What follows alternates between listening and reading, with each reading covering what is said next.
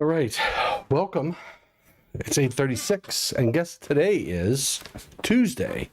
In fact, it is Tech Tuesday, and today we're going to talk about.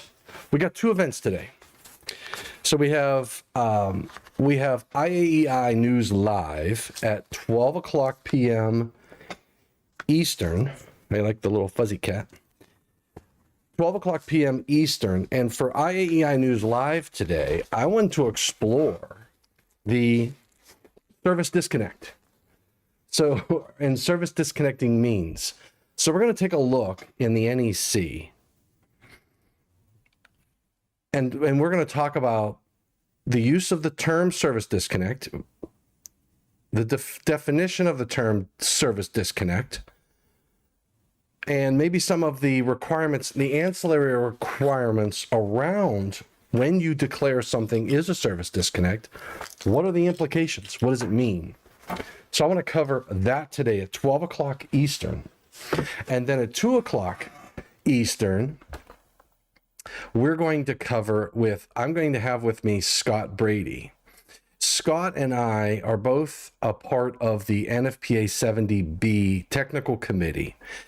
And we did a live event last week that if you didn't catch it, you missed something absolutely life-changing. It's earth-shattering. But we had an event last week. I think it was last week. Maybe it was the week before. Anyway, he and I did an event, and we talked about 70B, moving from a recommended practice to a standard, some of the implications around that, and we fielded some questions in that arena, but we didn't field them all. So hey, good morning, Nihad. Just telling everybody about the event today at 12 and at 2. So Scott and I chatted a little bit about 70B, what it means, what the latest changes are.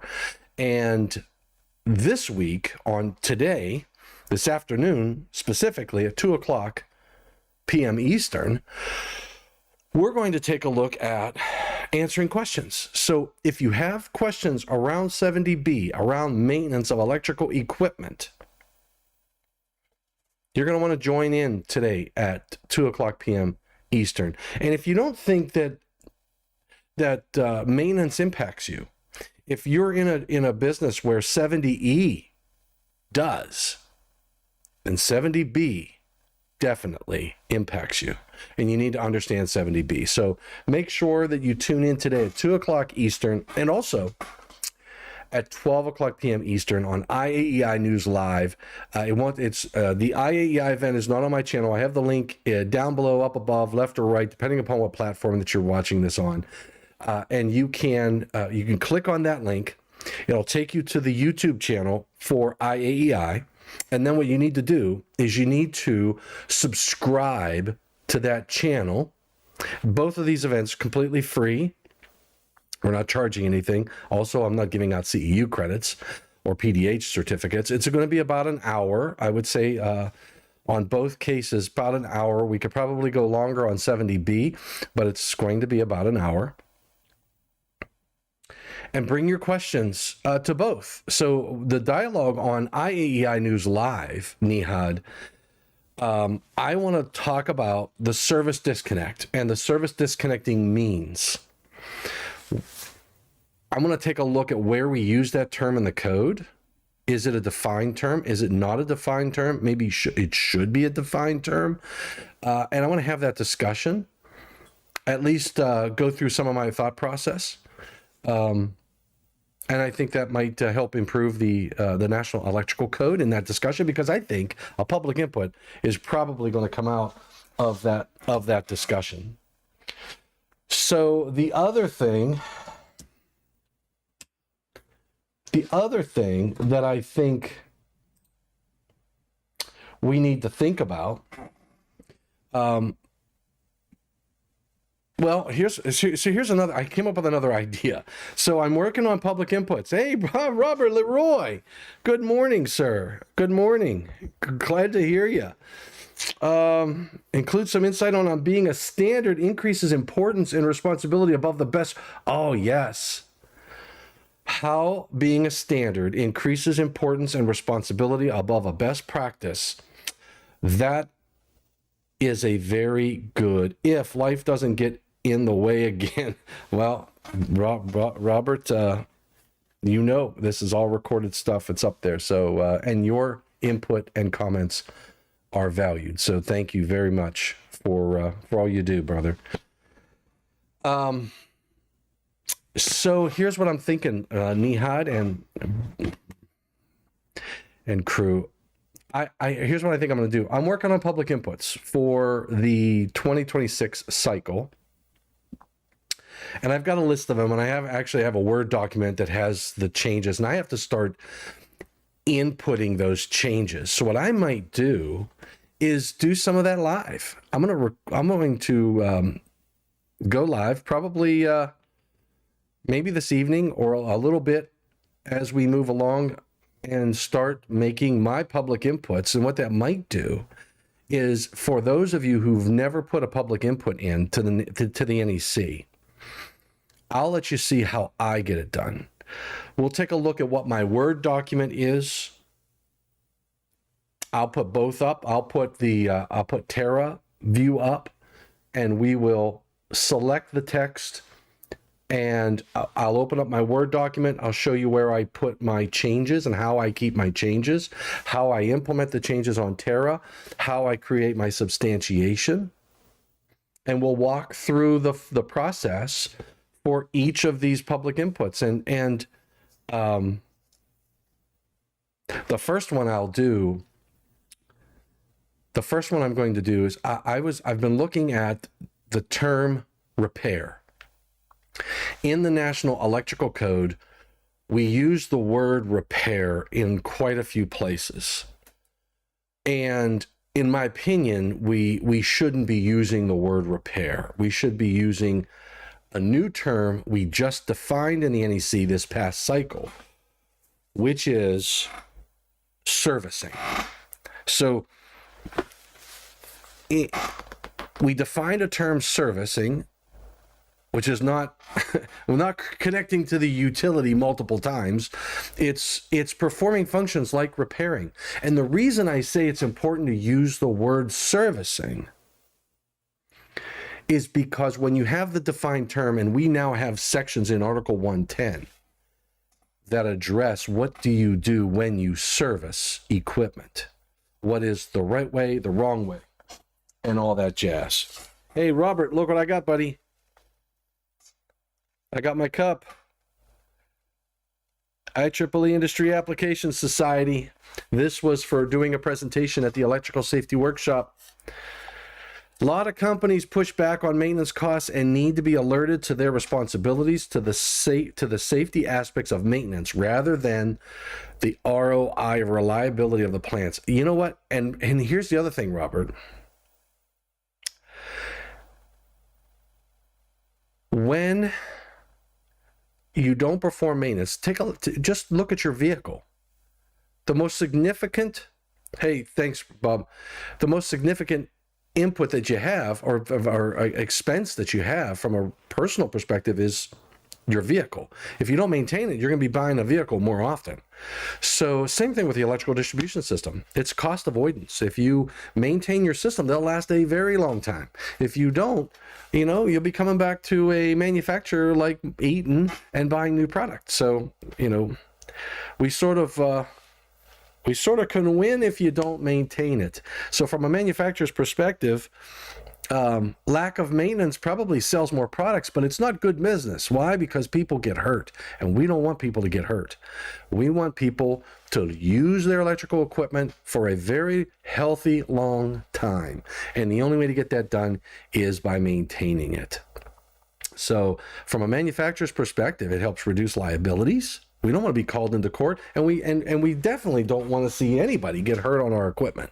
So to properly use it and to use it safely, we want to make sure that we maintain it. So Thank you, Bob, for all that feedback. So again, my thoughts are I'm going to start going live as we get ready for 2026 NEC. And I'll show you where my head's at on a few items. So as I put public inputs in, please tune in. If you've never put a public input in, if you want to know what it takes, how it's done, and if you want to know how I do it may not be how you do it. You may say, boy, that guy's really backwards. But it's the way I do it. So tune in. You're going to want to subscribe to the channel. Make sure you're following. I'll do what I can to make sure that you understand the latest and greatest in the codes and standards. And we're going to learn how to put in public inputs for the 2026 cycle. And we will begin our journey. I'll make a whole series. We'll begin our journey in the 2026 code cycle. So if you don't get a chance to go to the meetings, if you don't get a chance to put a public input in, live the 2026 cycle with me, and I'll take you through the steps of my journey and do what I can to bring you into the event and the cycle. So I got to think about ways, and Nihad and I will be at the code panel meetings. First draft and second draft. We'll go live from the code panel meetings, talk about what happened during that week. Maybe you'll meet other code panel members on the channel. I don't know, maybe. But we'll see what we can do to bring you as close to the process as we can, and then maybe encourage you to get involved. Because I think our industry, I'm getting older. There are a lot of people retiring today that are not going to be a part of the process. We need younger people. We need knowledgeable people engaged. And you might be sitting there thinking, I can't get involved. I don't know the code that well. Well, there's only one. If you don't know the NEC at all,